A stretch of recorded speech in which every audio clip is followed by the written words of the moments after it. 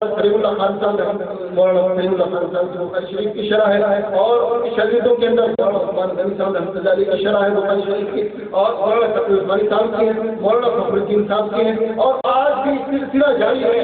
یعنی ہم نے بخاری کی اتنی خدمت کی کہ سارا عالم اگر حقیقت پسند ہو اور انصاف پسند ہو تو اس کا انکار نہیں کر سکتا۔ میں اس بات کو دعوے کے ساتھ کہتا ہوں کہ سارے عالم نے بخاری کے اوپر جتنی کتابیں لکھی اس سے ڈبل کتابیں دیوبند والوں نے لکھی ہیں، اور یہ دعوے کے ساتھ بات پائی جاتی ہے۔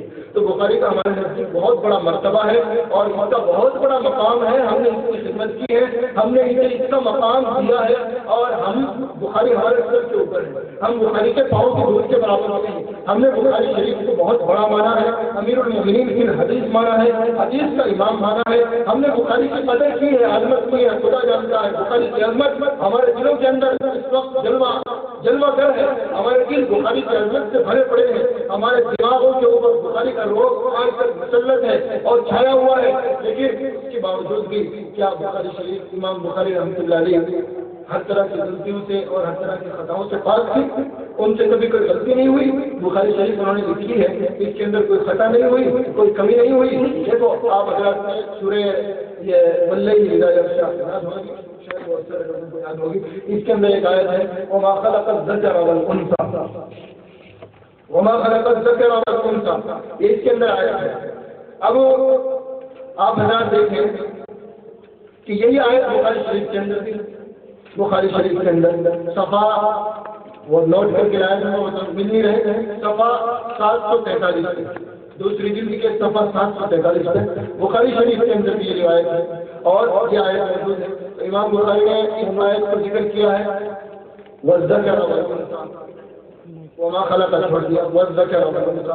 قرآن کے اندر ایک آیت ہے سورہ ہجر کے اندر وانذر عشیرتک الاقربین، قرآن میں صرف اتنی ہے۔ جب بخاری شریف آیت کو ذکر کرتے ہیں تو اس کے آگے ایک جملہ اور لگا دیتے ہیں کہ قرآن کی آیت نازل ہوئی وانذر عشیرتک الاقربین یہ بچے جو حافظ ہیں یہ بھی جانتے ہیں کہ قرآن میں وراثہ منهم المخلصین، یہ وانذر عشیرتک الاقربین کے آگے ہے۔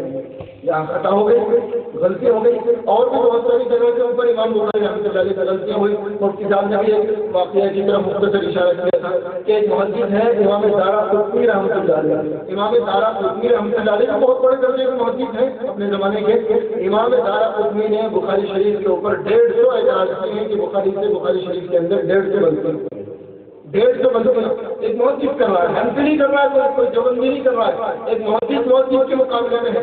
دارقطنی نے بخاری کے اوپر اعتراض کیے کہ بخاری شریف کے اندر 150 غلطیاں ہوئی، بہت ساری غلطیوں کا جواب دے دیا علماء نے۔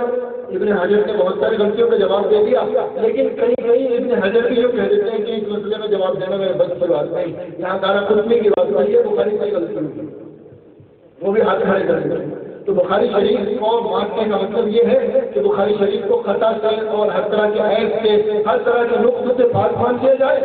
اگر یہ طرح مانیں گے پھر موجود ہم امام بخاری کو نبی مان رہے ہیں، پیغمبر مان رہے ہیں۔ معصوم ہونا یہ تو پیغمبروں کا درجہ ہے، پیغمبروں کا مقام ہے، پیغمبروں کے علاوہ کوئی صحابی بھی معصوم نہیں۔ ارے صحابہ سے غلطیاں ہوئی ہیں، صحابہ سے کوتاہیاں ہوئی ہیں، اگر امام بخاری سے ہو جائے تو امام بخاری کا نہ کوئی مرتبہ گرے گا نہ ان کی کتاب کے اندر کوئی نقص آئے گا، اس کے باوجود بھی ان کی کتاب ساری کتابوں سے بلند اور بالا ہے۔ قرآن شریف کے بعد سب سے اعلیٰ کتاب ہے بخاری شریف۔ یہی حال فضائل اعمال کا مان لیں آپ کہ فضائل اعمال ایک کتاب ہے، اسے لکھا ہے ایک شخص نے جس نے امت کی اصلاح کو پیش نظر رکھا۔ اب فضائل اعمال اتنی موٹی کتاب کے اندر اگر کچھ اس سے غلطیاں ہو گئی ہوں، کیا ان غلطیوں کو معاف نہیں کیا جا سکتا ہے؟ کیا ان کے اوپر پردہ نہیں ڈالا جا سکتا ہے؟ کیا انسان ہونے کی ناطے غلطی ہو نہیں سکتی ہے؟ غلطی ہو سکتی ہے، لیکن چند غلطیوں کے ہونے کی وجہ سے کوئی کتاب غیر معتبر نہیں ہو سکتی، یاد رکھنا۔ اور پھر اس کے اندر بہت ساری ضعیف روایتیں ذکر کر دی، موضوع روایتیں، گھڑی ہوئی روایتیں ذکر کر دی۔ یہ بات بھی مان لو، ایک بات مان لو کہ چلو فضائل اعمال کے اندر ضعیف روایتیں بھی ہیں اور گھڑی ہوئی موضوع روایتیں بھی ہیں، تو کیا تمہارا اصول یہ ہے کہ جس کتاب کے اندر ضعیف اور موضوع روایت ہو وہ کتاب غیر معتبر، اسے نہیں پڑھنا چاہیے، وہ کتاب غلط ہے؟ تو آؤ ہمارے ساتھ آؤ، پھر سیاہ سکہ جو چیک کرو گا اپنے البانی سے پوچھو، البانی نے سیاہ سکہ کے ٹکڑے کر دیے، ابن ماجہ کے اندر بھی ضعیف روایت ہے، اور ترمذی کے اندر بھی ضعیف روایتیں، ابو داؤد کے اندر بھی ضعیف روایتیں، نسائی کے اندر بھی ضعیف روایتیں، اور باقاعدہ سینکڑوں کی تعداد میں الگ الگ کتابیں البانی نے ٹکڑے کر دیے کہ دیکھو ابن ماجہ کے اندر بھی ضعیف ہے، بلکہ 34 حدیثوں کی نشاندہی کی ہے البانی نے ابن ماجہ کے اندر کی روایتیں موضوع ہیں، موضوع کھڑی ہوئی سہائے قصہ جنہیں ہم کہتے ہیں حدیث کی 6 سب سے صحیح کتابیں، ان کے اندر ابن ماجہ بھی ہے۔ ابن ماجہ کے بارے میں خود البانی صاحب کیا لکھتے ہیں، اس کے اندر 34 روایتیں کھڑی ہوئی ہیں، کھڑی ہوئی فضائل اعمال کے اندر آج تک کوئی 34 کا 4 کھڑے نہیں پیش کر سکا، 4 روایتیں بھی کوئی موضوع نہیں، جن روایتوں کے اوپر اعتراض کیا گیا ان کی تعداد بھی اتنی نہیں پہنچی، 34 کے برابر نہیں پہنچی۔